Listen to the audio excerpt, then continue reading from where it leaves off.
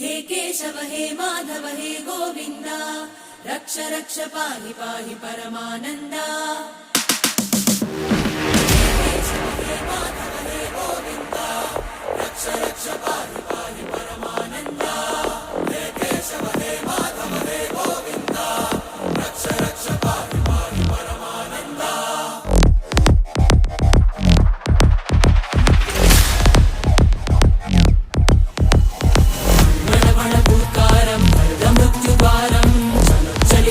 चरणं गुणभवतरणं